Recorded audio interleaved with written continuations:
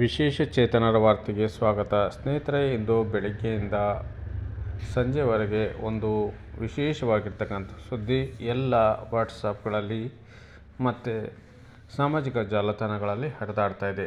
ಆ ಸುದ್ದಿ ಏನಪ್ಪ ಅಂತಂದರೆ, ಕನಿಷ್ಠ ವೇತನಕ್ಕೆ ಸಚಿವ ಸಂಪುಟ ಉಪಸಮಿತಿ ರಚನೆ ಅಂತಕ್ಕಂಥ ಸುದ್ದಿ. ಹೌದು ಸ್ನೇಹಿತರೆ, ಈ ಸುದ್ದಿ ಬಗ್ಗೆ ನಿಮಗೆ ವಿವರವಾಗಿರ್ತಕ್ಕಂಥ ಮಾಹಿತಿಯನ್ನು ಈ ವಿಡಿಯೋದಲ್ಲಿ ತಿಳಿಸ್ತಾ ಹೋಗ್ತೀನಿ.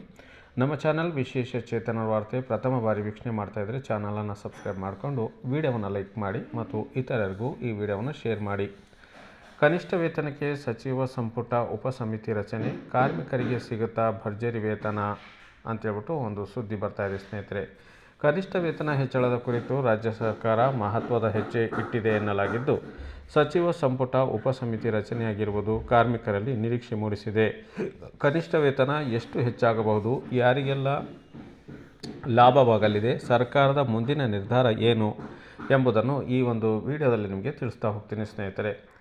ಕರ್ನಾಟಕದಲ್ಲಿ ಕನಿಷ್ಠ ವೇತನಕ್ಕೆ ಸಂಬಂಧಿಸಿದಂತೆ ಸಚಿವ ಸಂಪುಟ ಉಪಸಮಿತಿ ರಚನೆ ಎಂಬ ವಿಚಾರವನ್ನು ಸಂಪೂರ್ಣವಾಗಿ ಅರ್ಥ ಮಾಡಿಕೊಳ್ಳಲು ನಮಗೆ ಮುಖ್ಯವಾಗಿ 4 ಅಂಶಗಳು ಬೇಕಾಗಿವೆ. ಪ್ರಮುಖವಾಗಿ ಕನಿಷ್ಠ ವೇತನ ಪರಿಷ್ಕರಣೆ ವಿಚಾರದಲ್ಲಿ ಸಚಿವ ಸಂಪುಟ ಉಪಸಮಿತಿ ರಚನೆಯಾಗಿರುವುದು ಮಹತ್ವದ ಬೆಳವಣಿಗೆ. ಇದರ ಉದ್ದೇಶ ಕಾರ್ಮಿಕರಿಗೆ ಅನ್ವಯಿಸುವ ಕನಿಷ್ಠ ವೇತನದ ಬಗ್ಗೆ ಇರುವ ಬೇಡಿಕೆಗಳು, ಪ್ರಸ್ತಾವನೆಗಳು ಹಾಗೂ ವಿವಿಧ ವಲಯಗಳ ವೇತನ ವ್ಯವಸ್ಥೆಯನ್ನು ಪರಿಶೀಲಿಸಿ ಸರ್ಕಾರಕ್ಕೆ ಶಿಫಾರಸು ನೀಡುವುದಾಗಿದೆ. ಆದರೆ ಒಂದು ಪ್ರಮುಖ ವಿಷಯ, ಉಪಸಮಿತಿ ರಚನೆಯಾಗಿದೆ ಎಂದ ತಕ್ಷಣ ಹೊಸ ವೇತನ ಜಾರಿಯಾಗಿದೆ ಎಂದಲ್ಲ. ಉಪಸಮಿತಿ ಪರಿಶೀಲನೆ ನಡೆಸಿ ಶಿಫಾರಸು ನೀಡಬೇಕು. ನಂತರ ಸರ್ಕಾರ ಸಂಬಂಧಿತ ಪ್ರಕ್ರಿಯೆ ಮೂಲಕ ಅಂತಿಮ ವೇತನ ಪರಿಷ್ಕರಣೆ ಮತ್ತು ಅಧಿಸೂಚನೆ ಹೊರಡಿಸಬೇಕು. ಹಾಗಾದರೆ ಕಾರ್ಮಿಕರಿಗೆ ಏನು ಲಾಭವಾಗುವುದು ಅಂತ ನೋಡೋದಾದರೆ, ಕನಿಷ್ಠ ವೇತನ ಪರಿಷ್ಕರಣೆಯಾದರೆ ಸರ್ಕಾರದ ಅಧಿಸೂಚನೆಯಲ್ಲಿ ಒಳಪಡುವ ವಿವಿಧ ಖಾಸಗಿ ಸಂಸ್ಥೆಗಳು, ಕೈಗಾರಿಕೆಗಳು, ವಾಣಿಜ್ಯ ಸಂಸ್ಥೆಗಳು ಹಾಗೂ ಇತರೆ ನಿಗದಿತ ಉದ್ಯೋಗಗಳಲ್ಲಿ ಕೆಲಸ ಮಾಡುವ ಕಾರ್ಮಿಕರಿಗೆ ವೇತನದ ಹೆಚ್ಚಳ ಅವಕಾಶವಿರುತ್ತದೆ. ವೇತನ ಸಾಮಾನ್ಯವಾಗಿ ಕೆಲಸದ ಸ್ವರೂಪದ ಆಧಾರದ ಮೇಲೆ ಅಕುಶಲ, ಅರೆಕುಶಲ, ಕುಶಲ ಮತ್ತು ಅತ್ಯಂತ ಕುಶಲ ವರ್ಗಗಳಾಗಿ ವಿಭಜನೆಯಾಗಬಹುದು.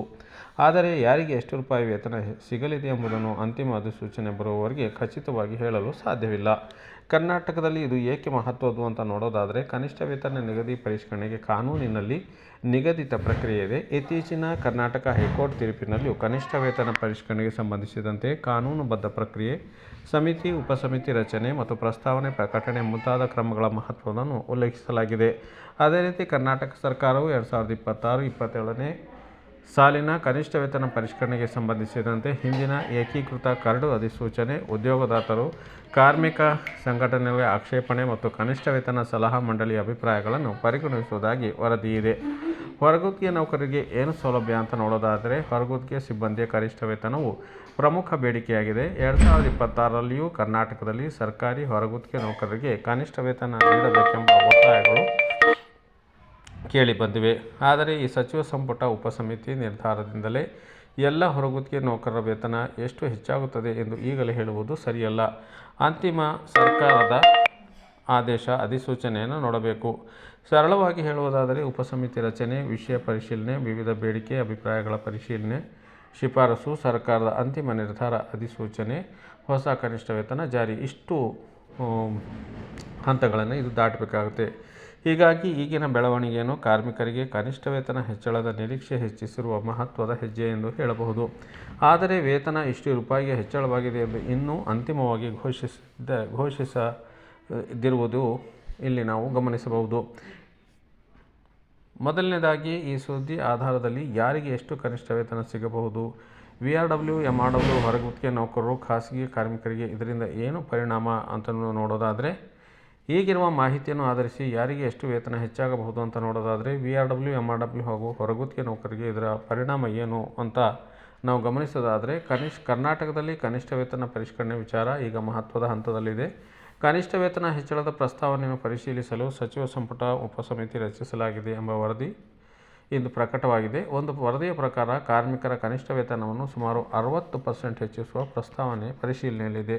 ಆದರೆ 60ರಷ್ಟು ಹೆಚ್ಚಳ ಅಂತಿಮವಾಗಿ ಜಾರಿಯಾಗಿದೆ ಎಂದು ಈಗಲೇ ಹೇಳಲಾಗುವುದಿಲ್ಲ. ಉಪಸಮಿತಿಯ ಪರಿಶೀಲನೆ ಮತ್ತು ಸರ್ಕಾರದ ಅಂತಿಮ ನಿರ್ಧಾರ ಅಗತ್ಯವಾಗಿದೆ. ಕನಿಷ್ಠ ವೇತನ ಪರಿಷ್ಕರಣೆ ಮುಖ್ಯವಾಗಿ ಸರ್ಕಾರದ ಕನಿಷ್ಠ ವೇತನ ಅಧಿಸೂಚನೆ ವ್ಯಾಪ್ತಿಗೆ ಬರುವ ಅನುಸೂಚಿತ ಉದ್ಯೋಗಿಗಳು ಮತ್ತು ಕಾರ್ಮಿಕರಿಗೆ ಪರಿಣಾಮ ಬೀರುತ್ತದೆ. ಅದರಲ್ಲಿ ಅಕುಶಲ ಕಾರ್ಮಿಕರು, ಅರೆ ಕುಶಲ ಕಾರ್ಮಿಕರು, ಕುಶಲ ಕಾರ್ಮಿಕರು, ಅತ್ಯಂತ ಕುಶಲ ಕಾರ್ಮಿಕರು ಎಂಬ ವರ್ಗೀಕರಣ ಇರುತ್ತದೆ. ಕರ್ನಾಟಕದ ಕರಡು ನಿಯಮಗಳಲ್ಲಿ ಈ 4 ಕೌಶಲ್ಯ ವರ್ಗಗಳನ್ನು ಪರಿಗಣಿಸುವ ವ್ಯವಸ್ಥೆ ಕೂಡ ಇದೆ. ಹೊರಗುತ್ತಿಗೆ ನೌಕರರು ಯಾವ ಉದ್ಯೋಗ ಸೇವೆ ವರ್ಗದ ಅಡಿಯಲ್ಲಿ ಬರುತ್ತಾರೆ ಎಂಬುದು ಆಧಾರದ ಮೇಲೆ ಅವರಿಗೆ ಅನ್ವಯಿಸುವ ಕನಿಷ್ಠ ವೇತನವನ್ನು ನಿರ್ಧರಿಸಲಾಗಿದೆ.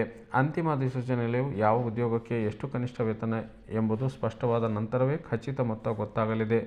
VRW MRWಗೆ ಪರಿಣಾಮ ಏನಾಗಬಹುದು ಅಂತ ನೋಡೋದಾದರೆ, ಗ್ರಾಮೀಣ ಬಹುಮುಖ ಪುನರ್ವಸತಿ ಕಾರ್ಯಕರ್ತರ ವಿಷಯದಲ್ಲಿ ವಿಶೇಷವಾಗಿ ಗಮನಿಸಬೇಕಾದ ಅಂಶವೆಂದರೆ ಅವರು ಯಾವ ಕಾನೂನು ಸೇವಾ ವರ್ಗದ ಅಡಿಯಲ್ಲಿ ವೇತನ ಪಡೆಯುತ್ತಿದ್ದಾರೆ ಎಂಬುದು ಮುಖ್ಯ. ಕೇವಲ ಕನಿಷ್ಠ ವೇತನದ ಉಪಸಮಿತಿ ರಚನೆಯಾಗಿದೆ ಎಂಬ ಕಾರಣಕ್ಕೆ VRW MRW ವೇತನ ಸ್ವಯಂಚಾಲಿತವಾಗಿ 60% ಹೆಚ್ಚಾಗುತ್ತದೆ ಎಂದು ಹೇಳಲು ಯಾವುದೇ ಕಾರಣಕ್ಕೂ ಸಾಧ್ಯವಿಲ್ಲ. ಅವರಿಗೆ ಪ್ರತ್ಯೇಕವಾಗಿ ಸರ್ಕಾರದ ಆದೇಶ ಅಥವಾ ಸಂಬಂಧಿತ ಇಲಾಖೆಯ ನಿರ್ಧಾರ ಬಂದರೆ ಮಾತ್ರ ಖಚಿತ ವೇತನ ಬದಲಾವಣೆ ಆಗಿದೆ ಎಂದು ಹೇಳಬಹುದು. ಈಗಾಗಲೇ ನಡೆದಿರುವ ಕನಿಷ್ಠ ವೇತನ ಪರಿಷ್ಕರಣೆ ಇನ್ನೊಂದು ಮುಖ್ಯ ಬೆಳವಣಿಗೆ ಅಂದರೆ 2026 ಮೇ 22ರಂದು ಕರ್ನಾಟಕ ಸರ್ಕಾರವು 81 ಅನುಸೂಚಿತ ಉದ್ಯೋಗಗಳಲ್ಲಿ ಕನಿಷ್ಠ ವೇತನ ಪರಿಷ್ಕರಣೆ ಕುರಿತು ಅಂತಿಮ ಅಧಿಸೂಚನೆ ಹೊರಡಿಸಿತ್ತು. ಈ ಅಧಿಸೂಚನೆಯನ್ನು ಕರ್ನಾಟಕ ಉದ್ಯೋಗದಾತರ ಸಂಘವು ಹೈಕೋರ್ಟ್ನಲ್ಲಿ ಪ್ರಶ್ನಿಸಿರುವ ದಾಖಲೆ ಕೂಡ ಲಭ್ಯವಾಗಿದೆ. ಸರಳವಾಗಿ ಹೇಳುವುದಾದರೆ, ಸಚಿವ ಸಂಪುಟ ಉಪಸಮಿತಿ ವೇತನ ಹೆಚ್ಚಳದ ಪರಿಶೀಲನೆ, ಬೇಡಿಕೆ ಪ್ರಸ್ತಾವನೆ ಪರಿಶೀಲನೆ, ಕಾರ್ಮಿಕರು ಮತ್ತು ಉದ್ಯೋಗದಾತರ ವಿಚಾರಗಳ ಪರಿಶೀಲನೆ, ವಿವಿಧ ಉದ್ಯೋಗಿಗಳ ವೇತನದ ಅಧ್ಯಯನ, ಉಪಸಮಿತಿಯ ಶಿಫಾರಸು, ಸಚಿವ ಸಂಪುಟ ಸರ್ಕಾರದ ಅಂತಿಮ ನಿರ್ಧಾರ, ಆಮೇಲೆ ಅಧಿಕೃತ ಅಧಿಸೂಚನೆ, ಆವಾಗ ಹೊಸ ಕನಿಷ್ಠ ವೇತನ ಜಾರಿಯಾಗ್ತದೆ ಅಂತಕ್ಕಂಥ ಮಾಹಿತಿಯನ್ನು ತಾವೆಲ್ಲ ಇದರಲ್ಲಿ ತಿಳಿಸ್ಬೋದು. ಮುಖ್ಯವಾಗಿ VRW MRW ಹೊರಗುತ್ತಿಗೆ ಸಿಬ್ಬಂದಿ ಮತ್ತು ದಿನಗೂಲಿ ನೌಕರರಿಗೆ ಈ ನಿರ್ಧಾರದ ಪರಿಣಾಮ ಹೇಗಿರ್ತದೆ ಎಂಬುದನ್ನು ಪ್ರತ್ಯೇಕವಾಗಿ ನಾವು ಗಮನಿಸಬೇಕಾಗ್ತದೆ. ಮುಂದಿನ ದಿನಗಳಲ್ಲಿ ಉಪಸಮಿತಿಯ ಬಗ್ಗೆ ಹೆಚ್ಚಿನ ಮಾಹಿತಿಯನ್ನು ನೀಡಲಿದ್ದೇನೆ. ಇದೇ ರೀತಿ ನಮ್ಮ ವಿಡಿಯೋಗಳನ್ನು ವಾಚ್ ಮಾಡಿ.